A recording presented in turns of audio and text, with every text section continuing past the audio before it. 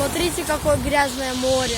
Вот там какая-то туча, а вот там вот чистота. В Сириусе, Адлер, там чистота. А у нас Кудепсте и вот там Сочи.